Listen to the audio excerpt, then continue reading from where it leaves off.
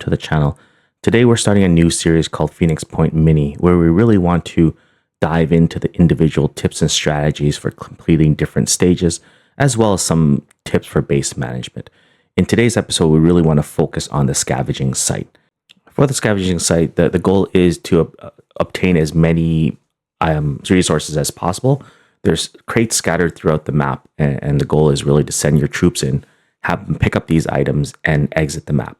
And keeping in mind that, one, you only keep the items that you're carrying, and two, there is a constant reinforcement of enemies, so you'll never be able to fully clear all the enemies as they will keep appearing.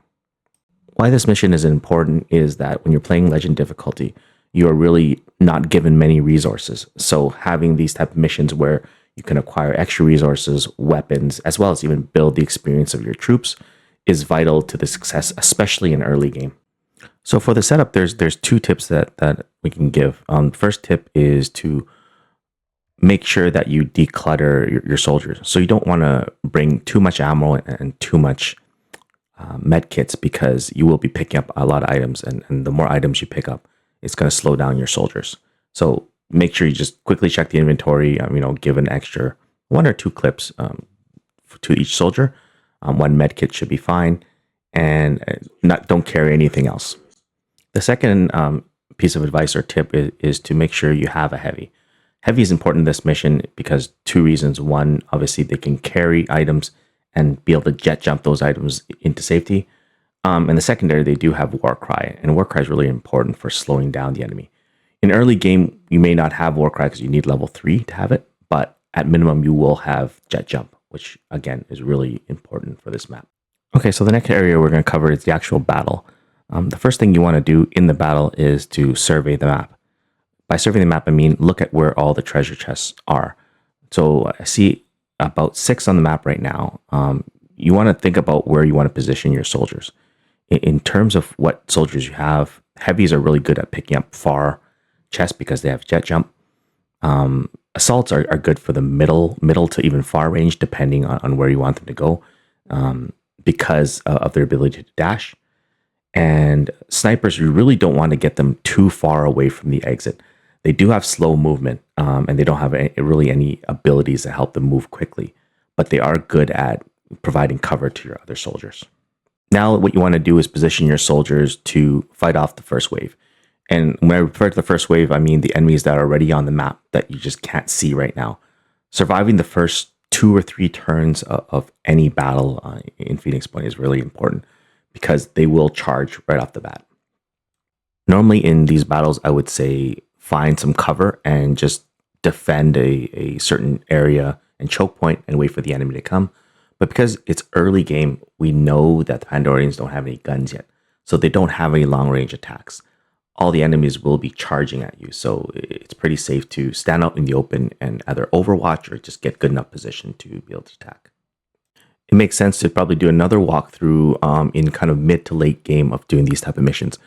The strategy becomes totally different as the enemies have guns, as sirens appear, as other enemies appear. So right now, the easiest advice is just to get a good range of shot and just wait for the enemy to come. A few moments later. So after a bit of patience, you should be able to clear off the first wave. So now it's time to advance. As mentioned before, the strategy really is to keep the sniper about 1 step away, but try to get them to the closest crate as possible. The 2 assaults in this case can move kind of mid to far range. Assaults do have dash, so they can get back pretty quickly. So you can kind of, they're a bit more flexible where you want them to move. And lastly, the farthest crates and the hardest ones to get are really reserved for the heavy. In these missions, you want to pretty much get all the crates. I would say all of them, especially as early game. As the difficulty becomes higher, you may, prioritize and not go after every crate. Depending on the soldiers you have, depending on how many soldiers you have, you can make that decision. But these missions really can only be played once, so you really want to make the most out of it. So I would recommend trying, depending on your makeup of your soldiers, getting as many as you can. So everything else should be pretty straightforward for this mission. The last piece of advice, that can basically get you on the last couple of turns is try to keep your soldiers in pairs or at least close enough to each other. These maps contain mind frags, and what mind frags can do, obviously, is take over you and mind control your soldiers. If you have one soldier remaining on the map and that soldier gets mind controlled, it's considered dead. So you don't want that to happen, especially as you're coming to an end to the mission. So try to keep the soldiers close enough to each other. So if a mind frag does appear and controls one of your soldiers, you do want to be able to free that with a quick shot. And you don't really want to ruin the mission when you're that late into the game. Other than that, I think everything should be straightforward and a pretty easy mission. So that's all for this episode.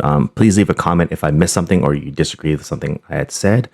And remember to subscribe for future content such as this. Thank you very much.